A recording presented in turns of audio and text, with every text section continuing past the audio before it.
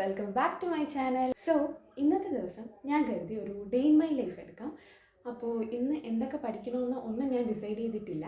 ഒറ്റ ലക്ഷ്യം മാത്രമേ മൈൻഡിലുള്ളൂ, ഒരു 8 hours പഠിക്കണം. അതാണ് മൈൻഡിലിരിക്കുന്നത്.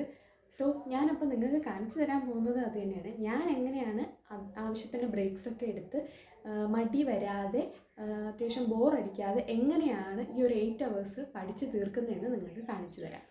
ഓക്കെ, നമുക്ക് വീഡിയോയിലോട്ട് പോവാം. അപ്പോൾ ഗൈസ്, ആദ്യമേ തന്നെ ഞാനൊരു ടു ഡു ലിസ്റ്റാണ് എഴുതുന്നത്. ഒരു ടു ഡു ലിസ്റ്റ് എന്ന് പറഞ്ഞു കഴിഞ്ഞാൽ നമുക്ക് പഠിക്കാനായാലും എന്ത് കാര്യം ചെയ്യാനായാലും നമുക്കതൊരു പ്രോപ്പർ പ്ലാനിങ് ഉണ്ടെങ്കിൽ അത് നമുക്ക് അടിപൊളിയായിട്ട് ചെയ്യാൻ പറ്റും. അതുകൊണ്ട് തന്നെ എപ്പോഴും പഠിക്കുന്നതിന് മുന്നേ ആയാലും എന്ത് കാര്യം ചെയ്യുമ്പോഴായാലും നമ്മൾ ഒരു പ്ലാനിങ് ഉണ്ടാക്കുക. അപ്പോൾ പഠിക്കുന്നതിന് മുന്നേ ആണെങ്കിൽ നമുക്ക് ഇന്നത്തെ ദിവസം ഇതൊക്കെ പഠിക്കണം, ഇന്ന ക്വസ്റ്റ്യൻ പേപ്പർ ചെയ്യണം, ഇന്ന ചാപ്റ്റർ കംപ്ലീറ്റ് ചെയ്യണം എന്നൊക്കെ നമ്മൾ എഴുതി വെച്ചിട്ടുണ്ടെങ്കിൽ അത് നമ്മൾക്ക് ഭയങ്കര യൂസ്ഫുള്ളായിട്ടുള്ളൊരു കാര്യമാണ്. ഇങ്ങനെ എഴുതാതിരിക്കുമ്പോഴത്തേക്കും നമുക്ക് തന്നെ ഒരു കൺഫ്യൂഷനാണ്. ഇനി ഇത് പഠിക്കണോ, അത് പഠിക്കണോ, മറ്റത് പഠിക്കണോ, മറിച്ചത് പഠിക്കണോ, അപ്പോൾ നമുക്ക് എങ്ങനെ ഭയങ്കര കൺഫ്യൂസിങ് ആവും. പക്ഷേ ഒരു പ്ലാനിങ് ഉണ്ടാകുമ്പോൾ നമുക്ക് ഓക്കെ ഇതൊക്കെ പഠിക്കാനുണ്ടെന്ന് പറയുമ്പോൾ നമുക്കൊരു കോൺഫിഡൻസും ഒരു എക്സ്ട്രാ ബൂസ്റ്റും ഒരു മോട്ടിവേഷനൊക്കെയാണ് പഠിക്കാൻ. നമ്മൾ മുന്നിൽ ഇതിങ്ങനെ ഇരിക്കുമ്പോഴത്തേക്കും ഓക്കെ എനിക്ക് ഇന്ന ടോപ്പിക്കൊക്കെ ഇന്നിനി കവർ ചെയ്യാനുണ്ട്, ഞാൻ പഠിക്കണം എന്നൊരു എക്സ്ട്രാ ബൂസ്റ്റ് കിട്ടും. അപ്പോൾ നമ്മൾ എപ്പോഴും പഠിക്കാതിരിക്കുമ്പോൾ ഒരു ഫസ്റ്റ് സ്റ്റെപ്പായിട്ട് ചെയ്യേണ്ട കാര്യമാണ് ഈ പ്ലാനിങ് എന്ന് പറയുന്നത്. എപ്പോഴും പ്ലാനിങ് ഉണ്ടെങ്കിൽ നമുക്കത് എപ്പോഴും യൂസ്ഫുള്ളാണ് എന്ന് പറഞ്ഞ് വെറുതെ പ്ലാൻ ചെയ്ത് വെച്ചതുകൊണ്ടല്ല ആവില്ല, നമ്മൾ വർക്ക് ചെയ്യണം, അത് വേറെ കാര്യം.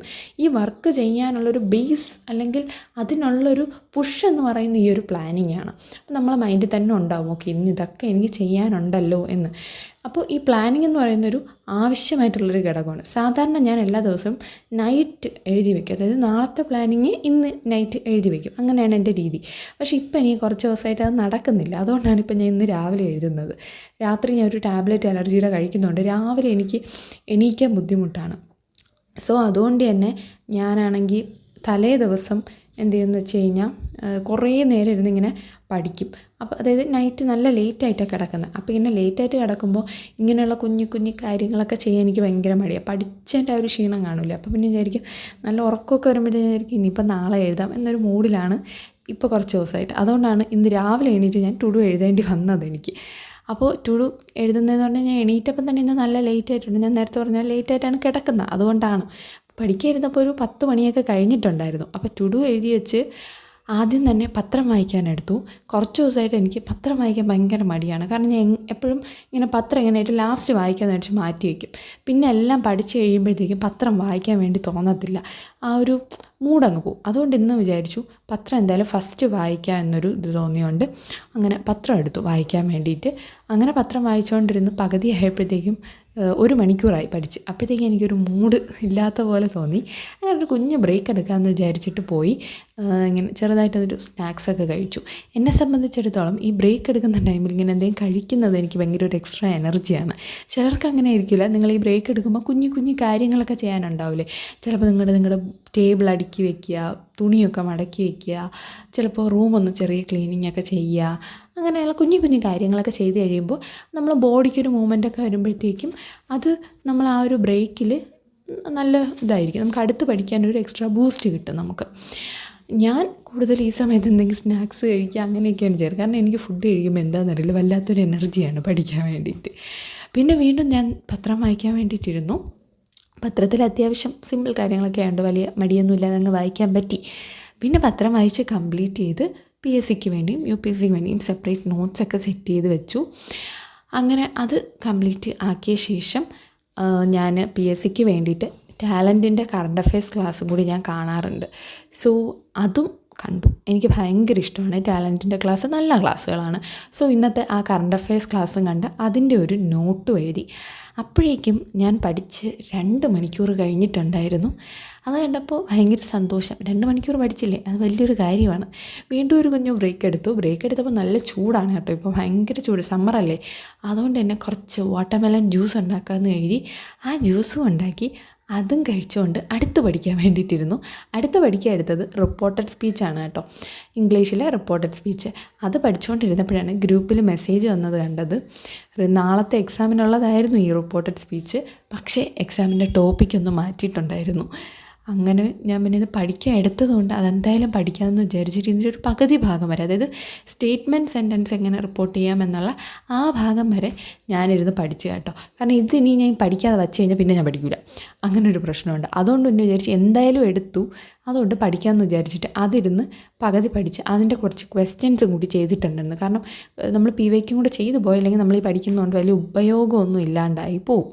സോ അങ്ങനെ അതും ചെയ്ത് അപ്പോഴത്തേക്കും സമയം ഒരു 3 മണിക്കൂർ ആയിട്ടുണ്ടായിരുന്നു കേട്ടോ. ഞാൻ പഠിച്ച് 3 മണിക്കൂറായിട്ടുണ്ടായിരുന്നു. ഇനി എനിക്ക് ഒരുപാട് കാര്യങ്ങൾ ചെയ്ത് തീർക്കാനുണ്ട്. അപ്പം ഞാൻ എൻ്റെ ടു ഡൂവിൽ എക്സാം ടൈം ടേബിൾ ചേഞ്ച് വന്നതുകൊണ്ട് തന്നെ ചെറിയൊരു ചേഞ്ച് വരുത്തിയിട്ടുണ്ട്.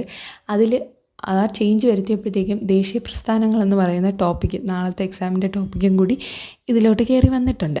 അങ്ങനെ അത് പഠിക്കാൻ വേണ്ടിയിട്ട് എടുത്തു കേട്ടോ. എനിക്ക് ഹിസ്റ്ററി അത്യാവശ്യം പാടുള്ള ഒരാളാണ്, എനിക്കിഷ്ടമല്ല എന്താണെന്നറിയില്ല. പക്ഷേ ഈ കേരള ദേശീയ പ്രസ്ഥാനങ്ങളെക്കുറിച്ച് പഠിക്കാൻ തുടങ്ങിയ ശേഷം പക്ഷേ എനിക്കിത് ഇഷ്ടപ്പെട്ടു. ഈ ഒരു ടോപ്പിക്ക് കൊള്ളാം, എന്തോ പഠിക്കാനൊരു നല്ല രസമുണ്ട്, അങ്ങനെ ഒരു സബ്ജക്റ്റാണ് കേട്ടോ. അപ്പോൾ അത് പഠിക്കാൻ വേണ്ടിയിട്ടിരുന്നു. അതും ഞാൻ ഇങ്ങനെ വർഷങ്ങളൊക്കെ സെപ്പറേറ്റ് എഴുതി വയ്ക്കും കേട്ടോ. എനിക്ക് വർഷങ്ങൾ എപ്പോഴും മറന്നു പോകുന്ന കാര്യമാണ്, എല്ലാവർക്കും അങ്ങനെയാണെന്ന് തോന്നുന്നു വർഷങ്ങൾ പഠിക്കാൻ. എനിക്ക് ഈ സെപ്പറേറ്റ് എഴുതി വെക്കുന്നതുകൊണ്ട് എനിക്കത് യൂസ്ഫുൾ ആയിട്ട് തോന്നിയിട്ടുണ്ട് കേട്ടോ. എനിക്ക് പെട്ടെന്ന് റിവൈസ് ചെയ്യാനും മനസ്സിൽ നിൽക്കുന്ന പോലെ തോന്നിയിട്ടുണ്ട്. സോ അതൊരു നല്ലൊരു കാര്യമാണ് കേട്ടോ. നിങ്ങൾക്ക് വേണമെങ്കിൽ അതൊന്ന് ട്രൈ ചെയ്ത് നോക്കാവുന്നതാണ്. അങ്ങനെ അത് പഠിച്ചു. പിന്നെ നമ്മൾ ഈ 8 മണിക്കൂർ പഠിക്കുമ്പോൾ ബ്രേക്സ് അത്യാവശ്യം എടുക്കുക. നമുക്ക് ബ്രേക്ക് വേണമെന്ന് തോന്നിക്കഴിഞ്ഞാൽ ബ്രേക്ക് എടുക്കാതിരിക്കരുത് കേട്ടോ. ആവശ്യം ബ്രേക്സ് എടുത്ത് തന്നെ പഠിക്കുക. അങ്ങനെ അത് പഠിച്ച് കംപ്ലീറ്റ് ചെയ്തപ്പോഴേക്കും ഒരു 4.5 മണിക്കൂർ ഞാൻ പഠിച്ചിട്ടുണ്ടായിരുന്നു. വലിയ സന്തോഷം.